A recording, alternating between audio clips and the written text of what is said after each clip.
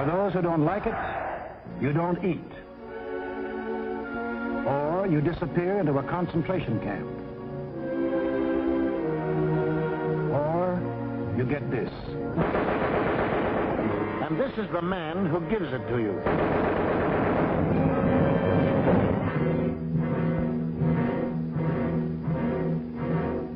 And what of the army? Before Hitler came into power, the German army by treaty was limited to 100,000 men. But treaties to the Germans have always been something to ignore. These 100,000 men were, in reality, 100,000 highly trained officers, the men who lead the Nazi regiments today. But Hitler didn't merely ignore the treaty. He tore it up. And in 1935 ordered national conscription. Simultaneously, he ordered German youth to become air-minded. Toy gliders filled the air. But as the boys grew bigger, so did the gliders. Soon these same youths were trained pilots, flying the new planes the factories were producing. The Luftwaffe was being assembled.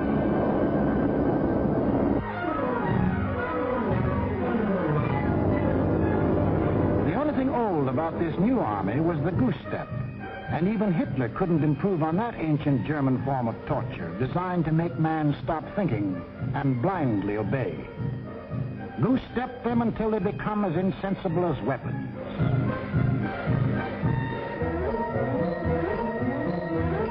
Everything else was new.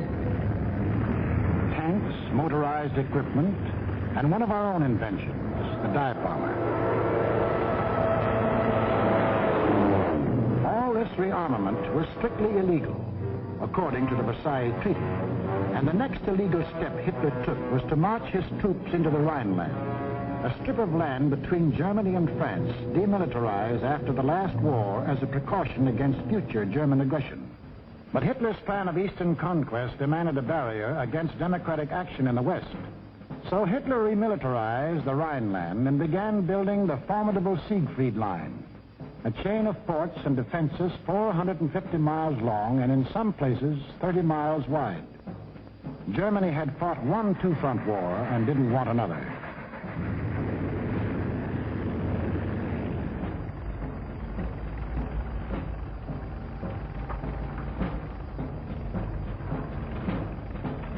As many as 500,000 men worked as much as 20 hours a day to build 22,000 fortified positions on land, where, by treaty, no German soldier was supposed to set foot.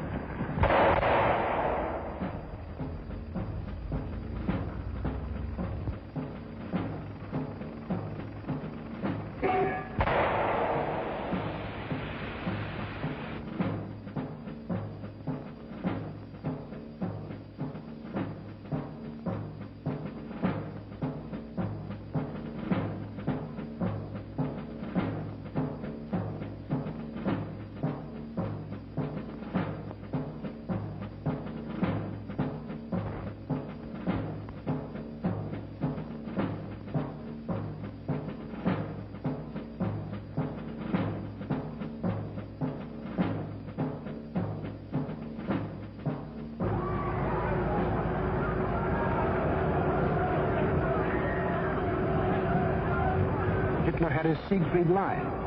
He had his equipment. He had his army. Now to unveil the German might and terrorize his victims into submission. General staffs all over the world anxiously awaited the report of their military attachés. A would-be peaceful world learned that a vast military power had materialized out of nowhere. A power controlled by one man who tore up treaties as we tear up ticker tape.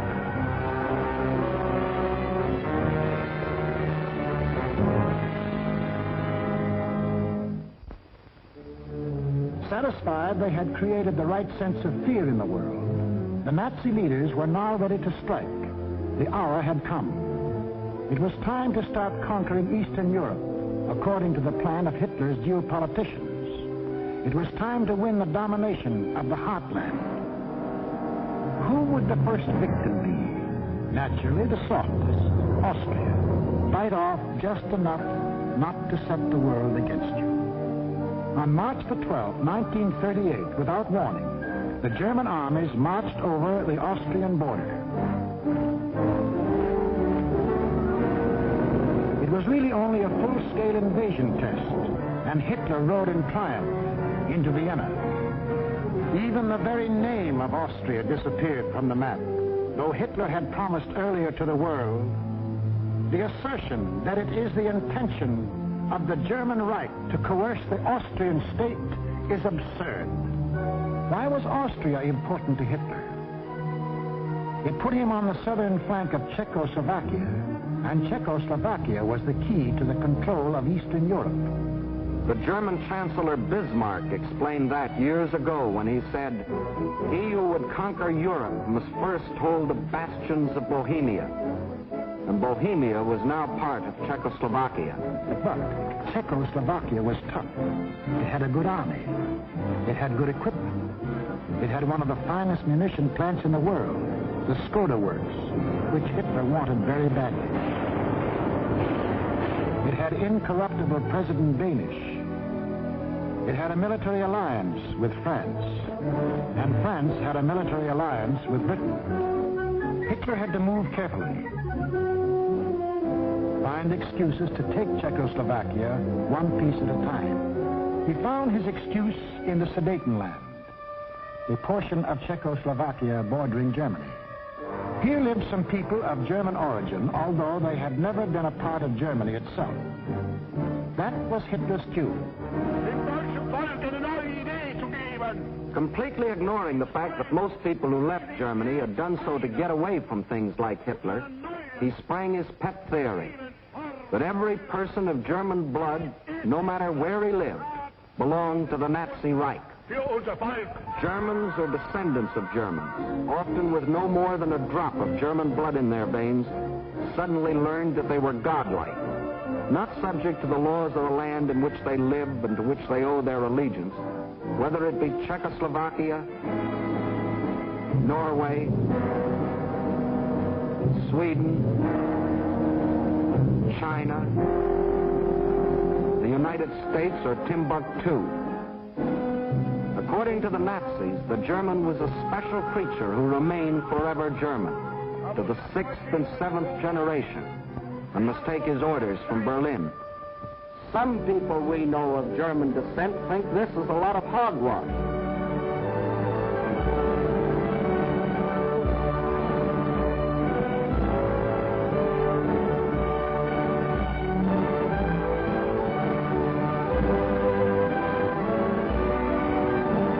Including 15% of any group like this.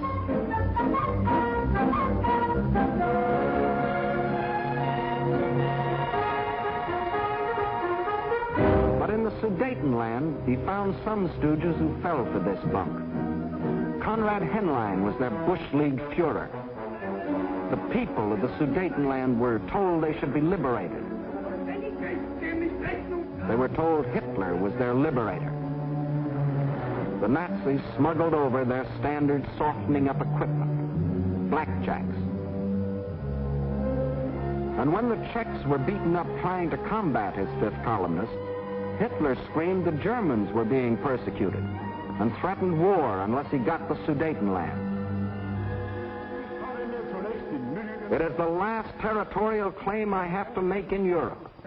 I have assured Mr. Chamberlain, and I repeat it here, that when this problem is solved, there is for Germany no further territorial problem in Europe. We want no Czechs. To the League of Nations, Foreign Minister Maxim Litvinov announced that Russia stood ready to back concerted action against Germany. But once again, there was to be no concerted action. The Czechs mobilized and closed their borders. The leaders of France and Britain, desperately striving to avoid war, flew to meet the jubilant Axis leaders at Munich. On September 29th, in return for Hitler's guarantee of world peace, Chamberlain and Daladier prevailed upon Czechoslovakia to give up the Sudetenland without a fight.